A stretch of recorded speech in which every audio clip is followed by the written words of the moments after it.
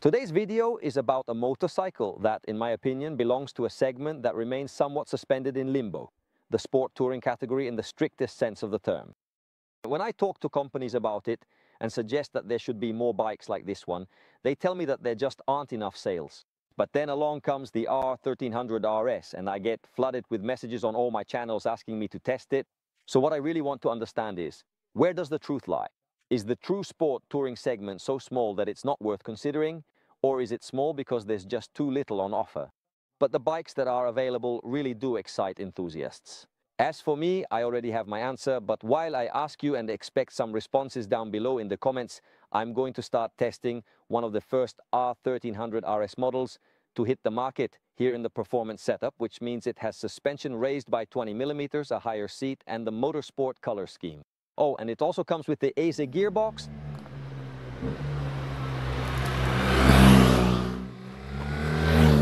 Starting price 17 to 600. Price for this performance version with a Krapovic exhaust $24,400. I'll start with the price list to talk about the new BMW R1300 RS, a bike that, more than most, seems to have sparked a strong desire for sport touring among enthusiasts. It did so, first and foremost, with a style that really modernizes the previous model, but also with its performance, because the new platform with the 1301cc Boxer engine significantly raises both the performance and the sporting ambitions of Munich's Rennsport. A quick reminder about the engine's performance and a few numbers to position the RS within its market. The Boxer engine delivers 145 horsepower at 7,750 RPM and 149 Newton-meters of torque. It's especially this latter figure that really gives you an idea of the on-road performance of this bike.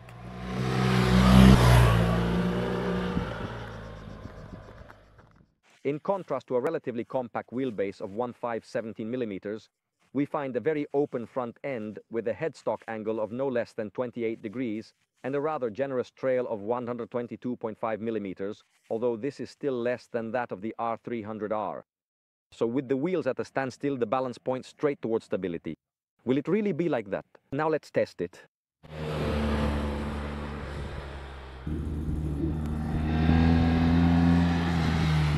Declared weight: 245 kilograms with a full tank of gasoline.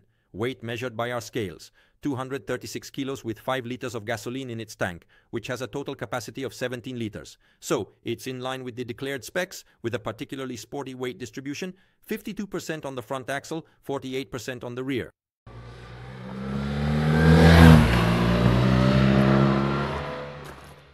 No tail lever for this one. Here there's a sturdy 47mm upside-down fork with 140mm of travel managed by the DSA system, dynamic suspension adjustment. This solution now allows for dynamic adjustment of the hydraulics like regular semi-active suspensions, but adds the ability to vary the dynamic spring coefficient. This is a solution that BMW has already introduced on the R1300 GS, which, as we know, has the telelever, but this is the very first time it's being applied to a traditional fork. Another new feature is the wheels, which are 1.4 kilograms lighter than those on the R1250 RS, thanks to their die-cast aluminum construction, but above all, due to the hollow spokes. Nothing changes when it comes to the electronic management of the engine. The 3 riding modes, Eco, Rain and Road, come as standard, and to these are added Dynamic and Dynamic Pro as optional extras, with Dynamic Pro for the first time on a motorcycle with a Boxer engine, allowing you to adjust the traction control levels while riding. This feature is, of course, shared with the R. These riding modes come standard on the performance version, which also offers a ride height increased by 20 millimeters to improve ground clearance when leaning, as well as sport tires, the Dunlop Sport Smart MK3. It's worth noting that the performance also has a sportier tail section, and for this reason forgoes the rear radar, which is instead present on the base version. And now, without further ado, let's proceed to thoroughly try it out and experience its full potential.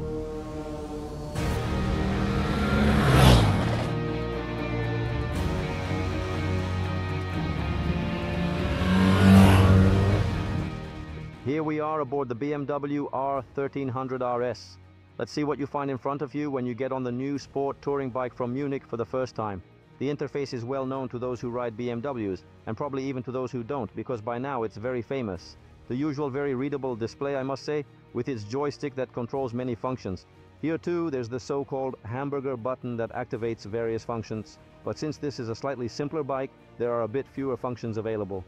The new feature of this bike, and also of the R, is that with the Dynamic Pro mapping, which I have activated right now, you can adjust the traction control while riding from 0 to -7, which is the most permissive level, and from 0 to +7. So there are 14 levels of traction control that you can activate. As we were saying, the hamburger button allows you to modify, that is, to manage using the slider, the heated grips, the traction control settings, and also the suspension settings, which can switch from dynamic to road independently of the mapping you have selected. Another new feature is also the ability to adjust the suspension, meaning the damping of the fork and rear shock absorber in the two road and dynamic mappings from 0, -3 to +3. So we can stiffen or soften the operation of the fork and rear shock, in this case, because it's done with a single adjustment, let's say manually, so you can manage the bike and set it up a bit more to your personal preference. The windscreen, in perfect BMW style, is adjustable to two positions, high and low, and you do it with both hands. We also have the adjustment of the clutch lever, though in this case it's not present, and the brake lever, both adjustable to 3 positions. This lever is a bit short, it's the performance version. Personally, I'm not a big fan of such a short lever, but, well, it's part of this package. And the new thing is that on the displays, in this case, we also have the sport screen, the one that lets you read the lean angle, traction control, acceleration intervention during braking, and in this case, also the DTC. Interesting, something that's never really mentioned about BMW's instrumentation is this whiter band you see here, which we also find in the normal mapping. This indicates the range where the engine performs best. Then in the red zone and below, let's say, that's the area below the torque curve. It's a curious thing, it's never really mentioned, but they have it, and it's worth pointing out. Two clip-on handlebars. I'll point out that on the RS 1300, unlike the 1250, you can't have a single handlebar. You have to stick with these, but in my opinion, they work well because the ergonomics, which we'll talk about later, are really spot on. And now, let's start it up and go for a ride.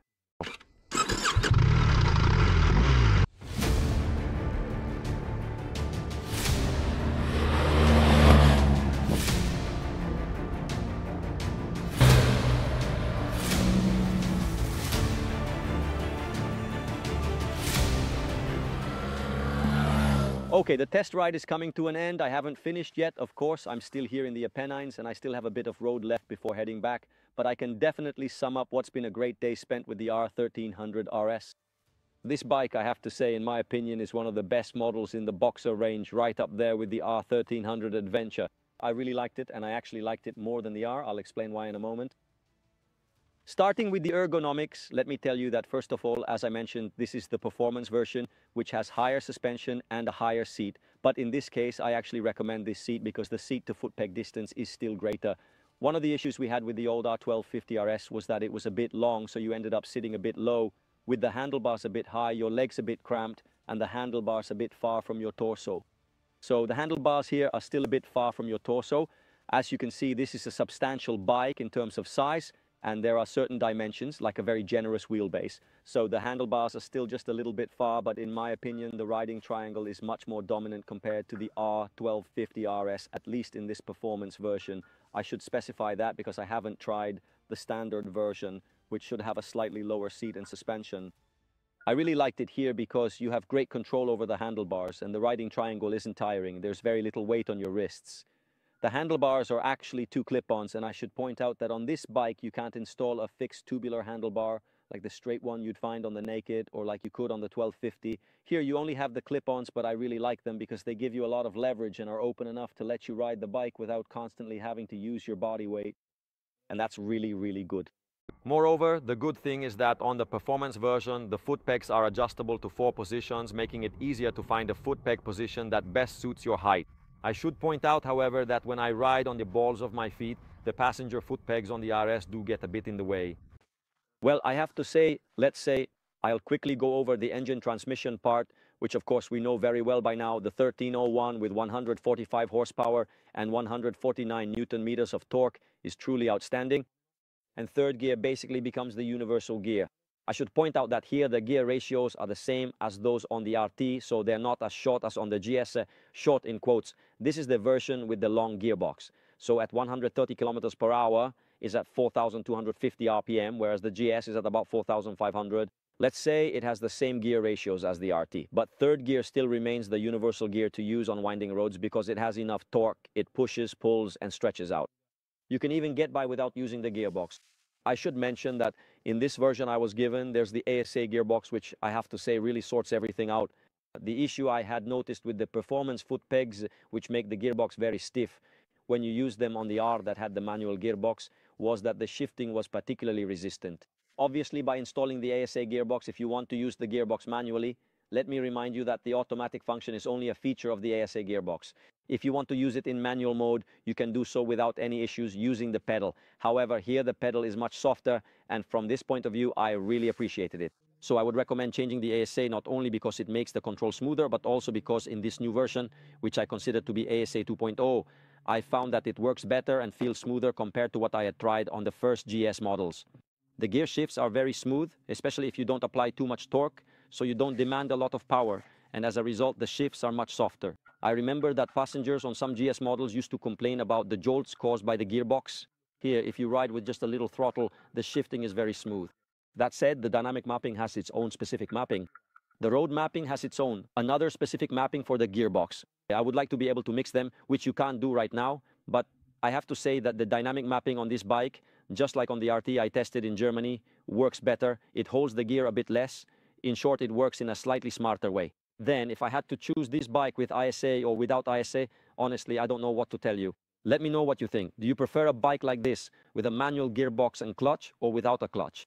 I have to say, it took me 3 seconds to get used to not using the clutch. I adapted right away. Then I often use the gearbox in manual mode, but you can leave it in automatic and then shift yourself whenever you want. Let's say it's an extra feature, an additional option. Anyway, let's say that here I give the ISA a thumbs up. Back to the engine. I'd say the power delivery is perfect, no on-off issues, truly fantastic throttle control, torque always available, great pull, and when you start to push, well, the engine now has a really sporty character, so it does justice to the fact that the RS has also been set up in a sportier way, especially in this performance version. As for heat transmission though, it's not bad at all. Well, the Boxer engine has the advantage of positioning the cylinders lower, which moves the heat away from the rider's more sensitive areas, so the area around your leg stays pretty cool. Some heat does actually reach the lower part, obviously because the exhaust headers come out from underneath, so you do have to expect a bit of warm air on your feet. However, in terms of thermal comfort, we're at an excellent level. Well, speaking of electronics, I noticed the traction control was quite active. Today on the roads I used, whether Fayal or Tijetto, the asphalt was pretty good overall, but in certain spots I saw it kicking in quite often. For this reason, I actually prefer to use the Dynamic Pro map, which allows me to adjust the traction control dynamically, so while I'm riding just like I would on an S1000RR. And that's good because overall it sets up the bike in a more sporty way. Moving on to the chassis, why did I say I like it more than the R? Because the chassis is the same, but it's not the same.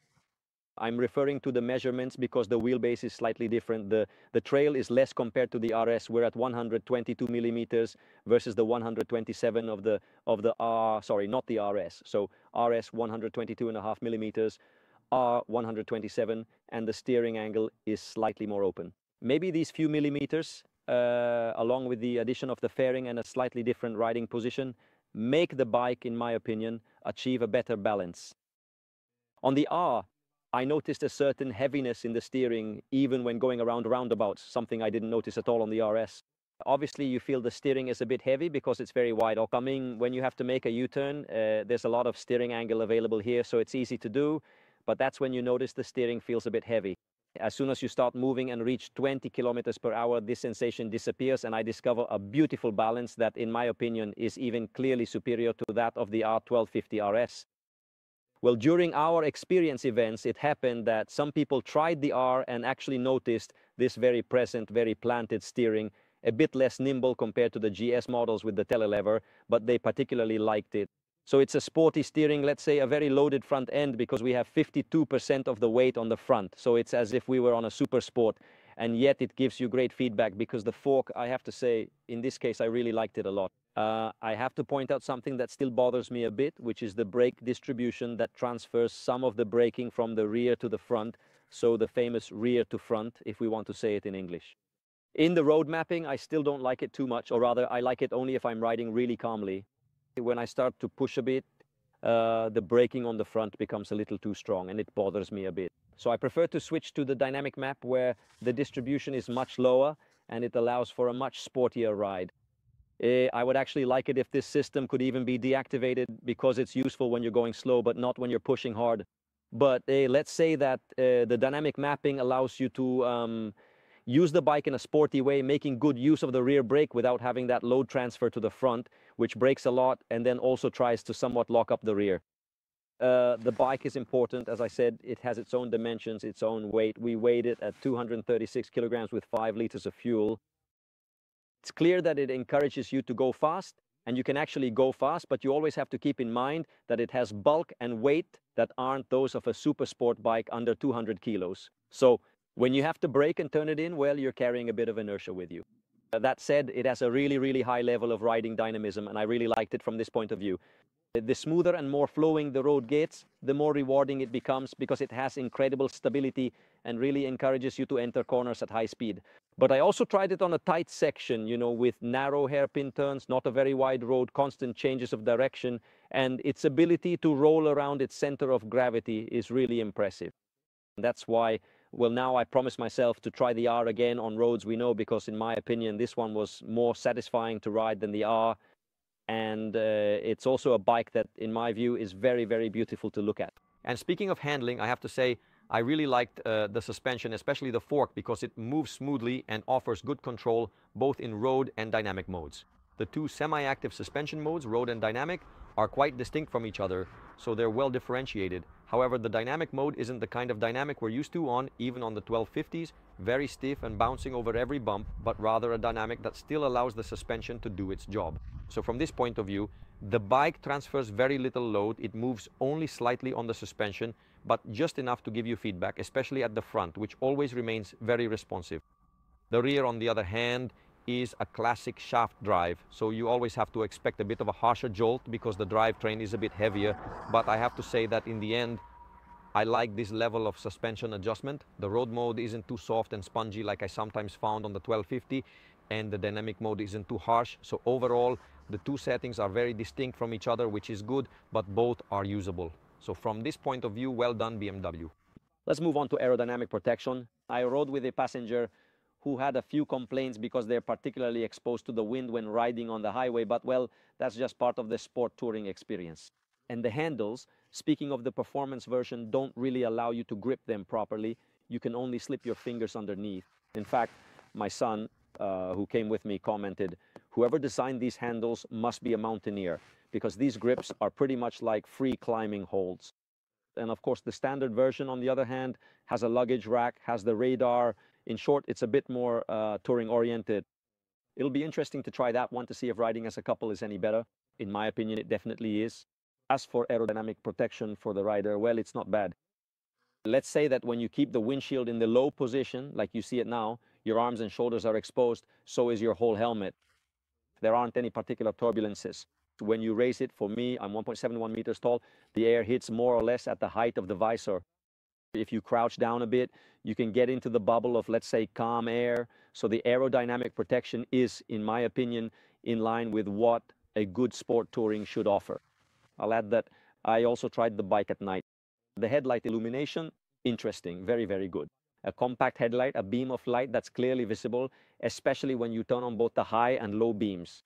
The lights are very compact, but they're also cornering lights, so that's not bad at all. Fuel consumption recorded so far, 5.6 liters per 100 kilometers, so I'd say that's absolutely not bad for a 1300cc engine. A bike that, I repeat, in my opinion, perfectly lives up to the concept of sport touring. So you can go fast without overdoing it, you can travel, but without going overboard. It does a bit of everything well. Obviously, it doesn't do anything perfectly. So it's not a tourer that lets you do 2,000 kilometers in a day. It's not a super sport that lets you ride at hypersport speeds. But I assure you that if you come across one on the road, you'll have your work cut out for you to pull away from it, or even just to keep up, because it really allows you to go very fast in a pretty easy and effortless way. Of course, as I said, the weight and size are there and need to be taken into account. One last thing about ergonomics. Short lever, these are the new BMW levers, and I'm not crazy about them. I would prefer a slightly longer lever. This one, you can see it set very far in. It looks like a mountain bike lever, so it might leave 2 fingers out. Yeah, this, I would prefer a different lever, basically, one that gives me a longer lever arm. Though I have to say that overall, the braking is very, very good. That's pretty much everything I noted down from my test of the R300 RS. a bike that's been highly anticipated, and I'm really happy about it because I'm a fan of the sport touring segment. Down in the comments, I'm looking forward to hearing from you, not just about what I asked at the beginning of the video, like whether this segment deserves more models because there's so much interest, which I truly believe there is, but also to talk about the RS, about BMW, about this new direction BMW is taking, whether you like it or not, this move towards a sportier approach, and really anything else you want to discuss. We always reply to everyone, as you know. Maybe since there might be a holiday period, we won't respond super quickly, but just wait, the reply will come. That's all for the comments below. We'll see you in the next video.